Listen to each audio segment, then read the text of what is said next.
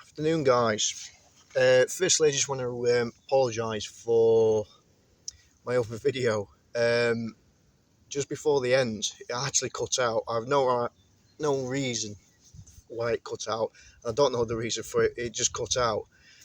So there's a little bit off at the end. So just want to apologise for that. It was beyond my control. I wasn't expecting it. So where's the sun gone? The sun's gone in. The temperature is dropping. And I can do some whistling noises as well. Maybe a dog walker. But anyway, so onto this. I'm going to do just show you this. I'm not going to do a full review on it. I'm going to do that another time, because obviously because of the location I'm in at the minute, and there's a lot of people around today and dog walkers. I don't want to start chopping and batoning and making loud noises, because they'll want to draw too much attention today. So I'm just going to show you the modifications. So it's going to be a small video on this tracker knife. This is the Tops Tom Brown tracker knife, the full size, the Mark 1, so it's the T1, otherwise known. If you've seen the film The Hunted, this knife, style of knife was featured in the film, not this actual knife. It was this knife style that Tops recreated, if you like, so copied off the original knife design, and Tops got the contract and they started producing these, and they do different varieties of the Tom Brown tracker. This is the Tom Brown tracker T1, the Mark 1. It's the biggest, it's the certainly probably the thickest. I have used this knife before in the past, not this particular one, but the standard model. However, this one that I bought off my friend about a month back, I think, or maybe sooner, this one that I was getting rid of has actually been modified, and I've been looking at it to try and find out what obvious modifications to myself and to you guys that's used them are. So correct me and put in the comments down below if the modifications on this was on the original as well. But it's just what I can remember, because I've not used the Tom Brown tracker knife for many years now. I sold it many years ago. Now the reason why I got this one is because this one has all the modifications on it that I originally wanted. But at that time I didn't know anyone that would do or accept the modifications for this knife, or even dare touch this knife to do the modifications. So I had no choice but to sell the original knife. So this is the knife that's being modded. It's featured in my friend up in Scotland's channel, Alex Mayer, if I get your surname correctly. And he's got a channel called Easy Going Outdoors. So Alex Mayer at Easy Going Outdoors, check out his channel. It's absolutely amazing channel, where he reviews a lot of heavy duty knives, and he reviewed this one as well. And so this knife was modified by two people, Alex Mayer and Origin Knives. If you don't know what Origin is, check out the website. They make absolutely outstanding knives. They really do. I highly recommend Origin Knives. So back to this. So what changes, or obvious changes to myself and to you guys who's owned this or still own it, can I see from this knife? So I'll bring it close to you. Now I'm hoping, I'm really hoping my camera does not go off again. It's nothing to do with the battery, so it just has my phone has a mind of its own sometimes. Okay, so go close up on the tracker knife. You can probably see straight away, if you've owned this knife before, the modifications that stand out. Okay.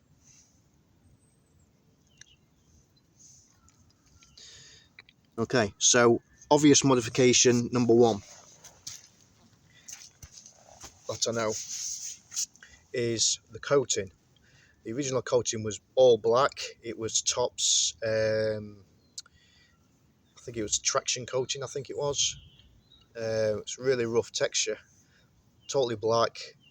So that's been removed on this one. On the tang as well.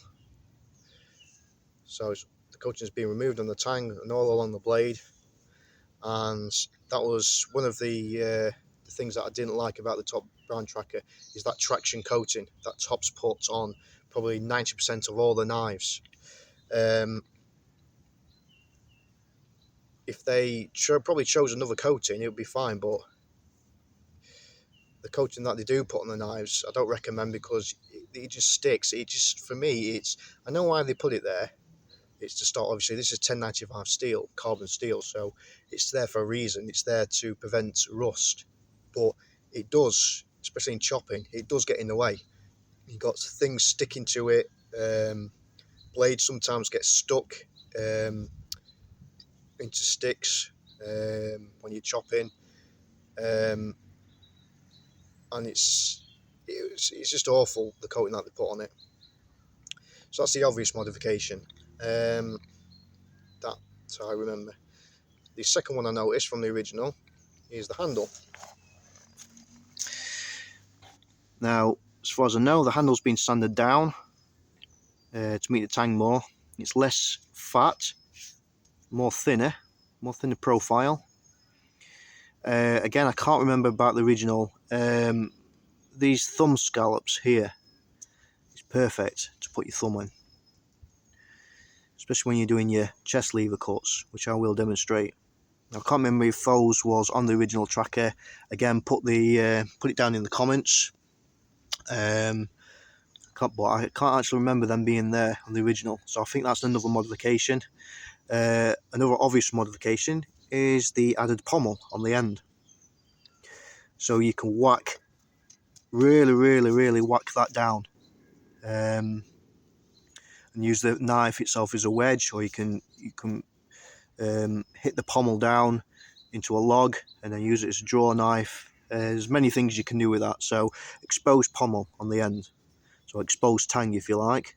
That wasn't there before. Obviously the scales have been cut away there, the end's been rounded off and used as a pommel. So that's another one. It's brilliant idea. That was superb idea.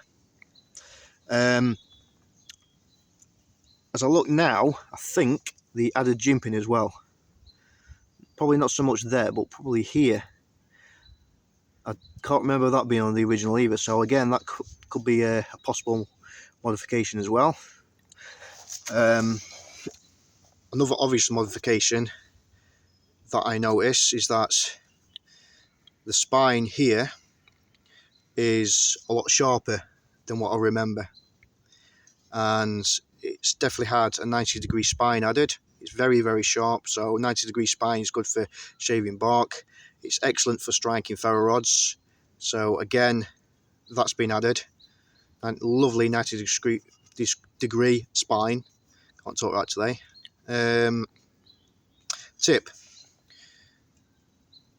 Tip's been ground down on both portions of the tip there, making it a lot stronger and does more piercing damage. So yeah, that's definitely been added. Can't remember that being added before. So yeah, as far as modifications go, apart from the obvious one, which I'm going to go to in a minute, I think that's it. Now, the number one modification that was wrong with the original one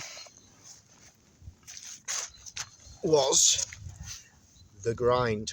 The terrible grind that was done on the original has been reprofiled on this one. Now, I think the original grind was, I can't remember if it was a Scandi or a Sabre, but it was totally impractical. I didn't like it. and a lot of people that I know that's owned these didn't like it either. The grind was terrible,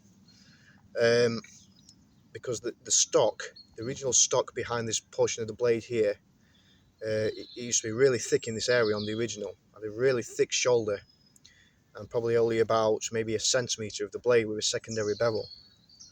And it was the same on both portions, so on the cutting part and on the main chopping area as well on the blade on the original. All that's gone now. The shoulder has been gone. It's all been smoothed out on both sides as well, on the cutting ability, on the cutting side, sorry. And it's been turned into a convex grind. Lovely, lovely convex grind on both portions, making it a lot stronger and better for chopping, a lot better. Having used the original one, it wasn't a very good chopper at all, and not a very good slicer either, because like I say, the stock behind the blade was way too thick, and that shoulder really used to stick out on the original ones. And rather than chop through wood, it used to just obliterate it, just like a wedge, if you like. It used to break the wood rather than chop it, using the full weight of this. So yeah, that's all the modifications done. Now I am in the process of modifying the sheath, because this was the original sheath that it came with. That's another #1 complaint. The sheath is rubbish. Absolutely rubbish. It's probably the worst sheath I've ever come across on any knife that I've actually owned or bought or traded. Absolutely useless. The only purpose it has is to cover the blade. As you probably noticed, there used to be 2 metal clips here that used to turn around, which I've taken off because I'm in the process of modifying or the sheath for it, and then eventually I'm going to get one nice leather one made for me. But for now, for a safe carry, I'm going to modify the sheath, which I'll show you when I finished it in a few days. But yeah, the original sheath, which was this, it had 2 clips on here, which enabled you to carry behind your back in what you call scout carry. Served no purpose. It was very, very difficult to put the blade back in. The clips did not clip your belt at all. They used to fall off. It was just horrendous, absolutely horrendous. You can't put the sheath on your side at all because the clip's on the wrong side. So most people these days tend to be right-handed. So if you're left-handed and you bought the original sheath, you're fine because you can put it on your left side and have a left-hand draw. But if you're not, if you're right-handed on the original sheath with the clips pointing down, there is no way it would go on your right side. No way at all. But I'm in the process of modifying it anyway, which I'll show you in due course. Back to the knife. It was originally designed for not just for the film. The idea is that behind it was to have one tool option for survival. So you've got a hatchet, you've got a draw knife, a gut hook, a notcher, everything is packed, is in one package. That was the original intent and purposes of this original knife. Now there's been many versions of this knife that's been customed. Different companies like Bark River do one. Many versions of the tracker knife, and it all came from the original knife in the film The Hunted, and then Tops took over and produced this. But this is far superior now than the Tops version ever was, with the modifications on this. It's just superb now, and I think if Tops did this version, you're probably put another couple of £100 on the asking price. I think this retails standard retail price on this, no modifications whatsoever, with this sheath, is over £200. I think it's about £230, £240, depending where you get it from. That's just a standard knife.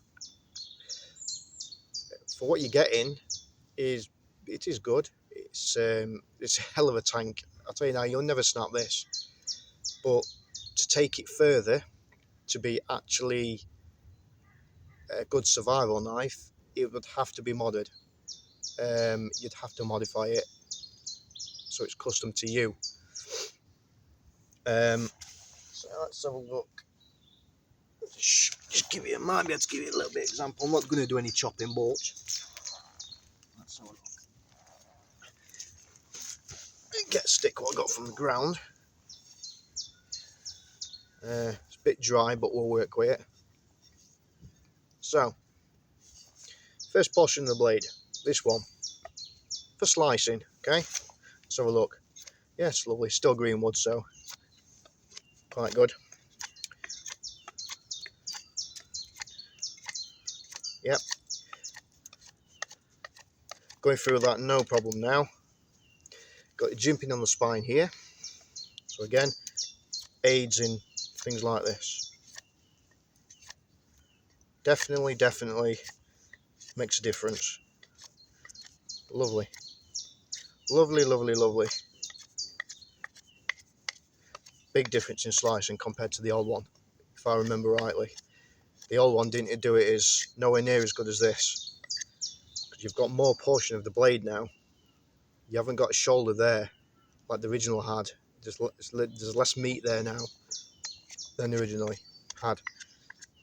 So yeah, first impression is a slicing. Oh, this is the first time, by the way, that I've actually tested this knife fully. I've had to play about with it, but testing it fully is probably the first time. I've tested the modded one I've got here. So first impression for me, yeah, definitely like this a lot. So yeah, so check out the scallop there, the thumb scallop, the indentation for your thumb. Okay, so again, chest lever cut close to your chest, make a point. Okay,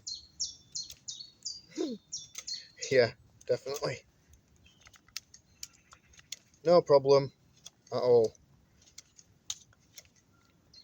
So I'll make a little bit of a point from this green wood. It's only a quick video, so I don't want to be making any chairs or tables or anything. It's just going to be a simple, probably temp peg or something like that.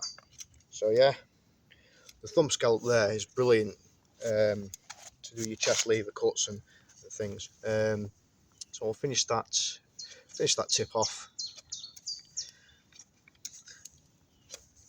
Again, I'll probably show you how to do things like this. You know, making a temp peg. I might do a video on it,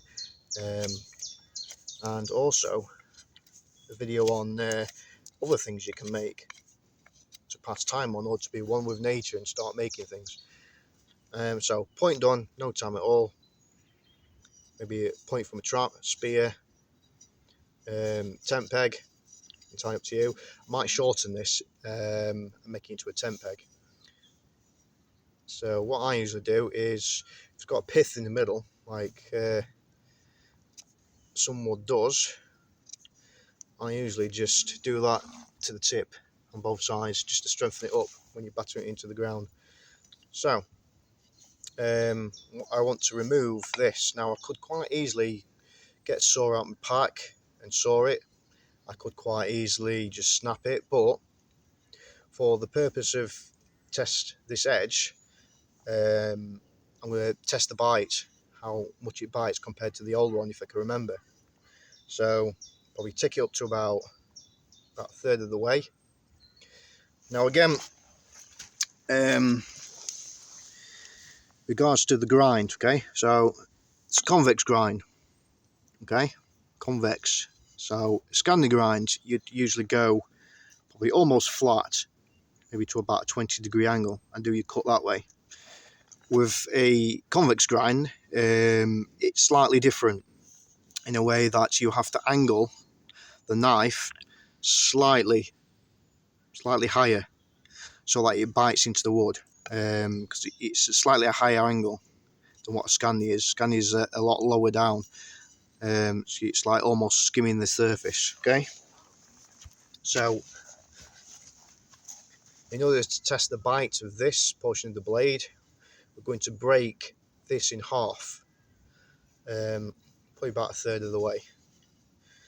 So what we're going to do is angle the knife like this.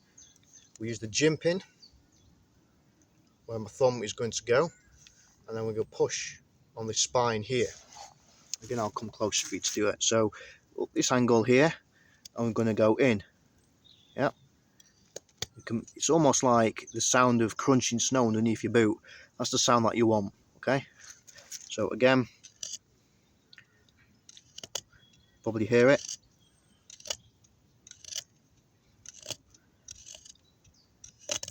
Lovely, lovely, lovely bite. Look at that, superb bite.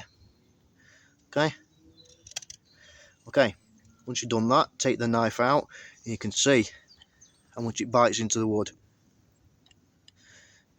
Making that lovely, lovely crunching sound. So then, put the knife on top there, so it meets where the knife's gone in to the cut, and you trim that off. You'll hear a crunching sound. Okay, then take the knife out, and you're left with a notch. You can probably do a bit more. Alright, so you got your notch. Make that a bit deeper if you wish, which I'm going to. Clean it up a little bit. So again, even if you've got a knife as big and chunky as this, you can still do delicate carving. You can still do delicate carving like this. It's just the way that you use the knife, I suppose. And I'm used to using big, chunky knives. I prefer my big knives than I do obviously my smaller ones. Though I do carry a small folder in my pack as well for whittling and things. So there's your notch. So you got point, you got your small notch there. So what we need to do now is to trim this down. Okay, so using the same as before, choose a point where you want to cut it off. I'm going to cut it off just about an inch above the notch, probably there. Oh, Mr. Bumblebee's out. So again, same angle, push in, turn around, push in, turn around, push in, turn. The reason why I'm doing this is again to test the slicing capabilities of this portion of the knife. So I can quite easily break this on my knee, break it underneath my foot, but I'm doing it this way just to show you. And you gain a little bit of experience as well on how to do it with a knife. Okay, so I've started there, and all I'm doing is cutting into it and turning it, cut, turn. So just remember, cut, turn. Okay, cut, turn, cut, turn, cut, turn, cut, turn,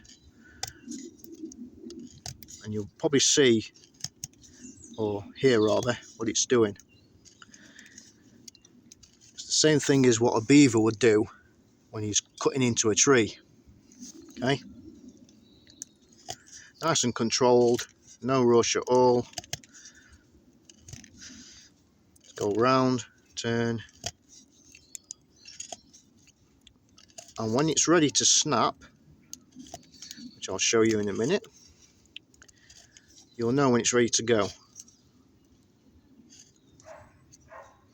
We'll be here dog walkers now. Okay, so it's all the way down. It's like a beaver chewing it, and all you have to do then is snap it. Nice clean break. Look at that. Nice clean break.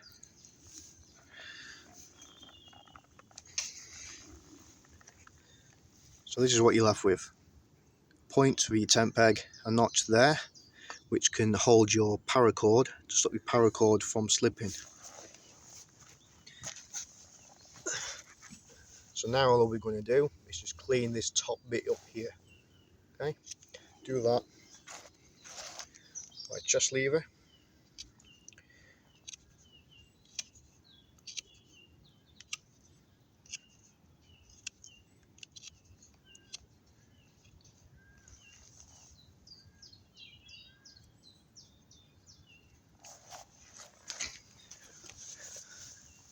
And what I'm going to do is just chamfer this edge here, because obviously if you're banging something into the ground,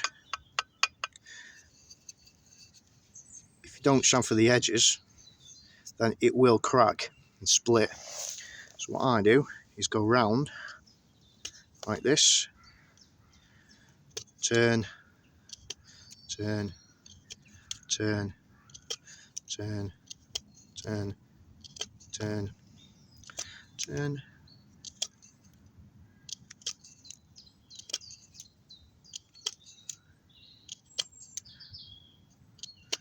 Like that. As you can see now all the way around. So you've got a notch there, you've got a nice rounded platform to smash down on, so it's not going to split in half when you hammer this into the ground. Okay.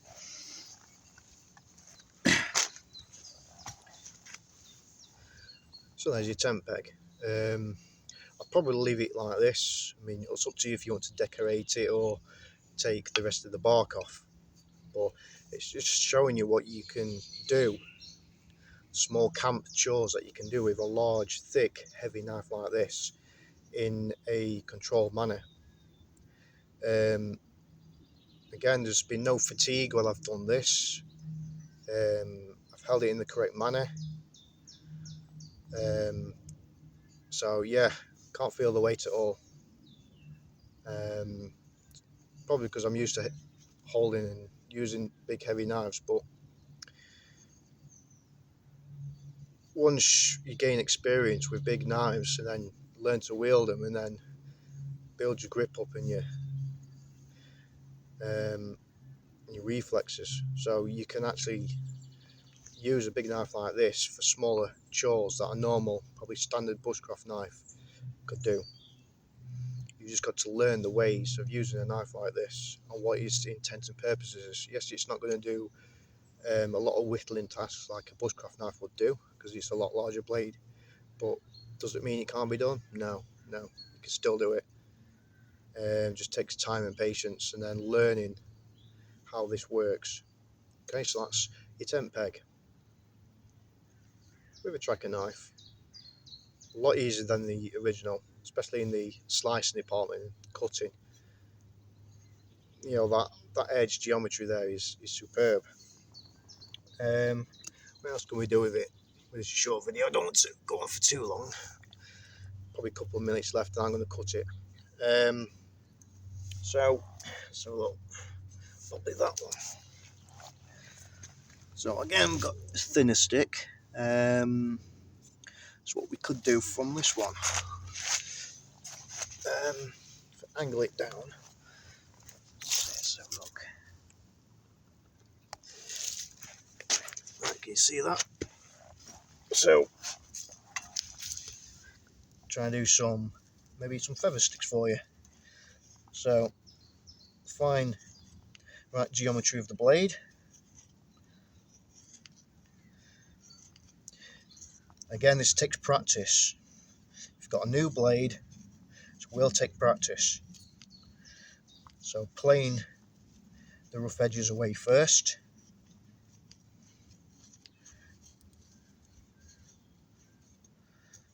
Get to know your knife and that edge geometry.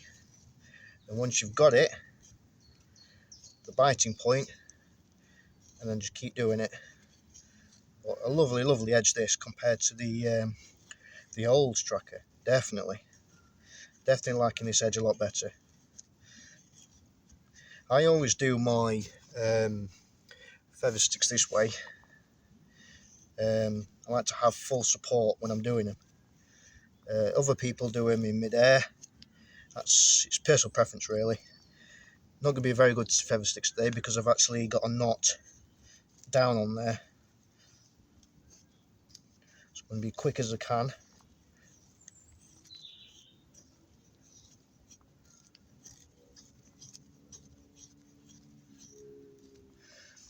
Okay, so got some curls there, lovely curls there for the feather stick. That you can start a fire. And that was all done by the new edge geometry of this tracker. Okay, lovely curls there, nice fine curls, brilliant. That'll aid you in making a live fire. These will be able to catch really easy. You can also use the gut hook as well, which I'm going to try to get the right angle. So again, you can use a thumb scallop and you can draw the knife in front of you. You can probably see it.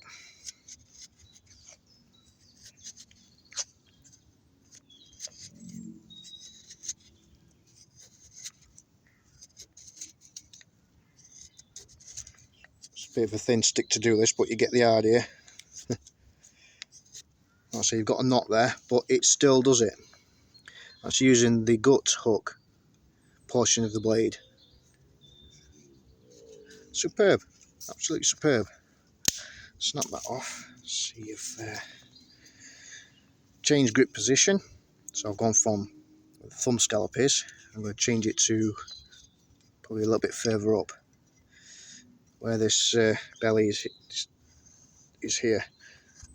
See if I can get some more finer curls, which we can.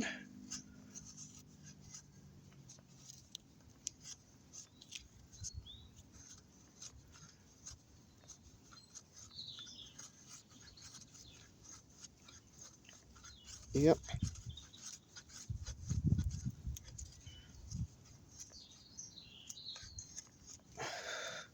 Yeah. So again, using that as a kind of a draw knife, if you can make really nice feathers. If with a better wood, it'd probably be a lot better, but it can be done. Brilliant. So yeah, first impressions, loving the modifications, loving that edge geometry. That new edge geometry is superb. All in all, miles ahead of the original tracker ever was. Brilliant. I will be doing some heavy duty stuff, but obviously not today, because of the location that I'm in. But yeah, really loving this. Really loving this. Hopefully the next time I do a video on this will be my new modified Sheath that I'm going to do.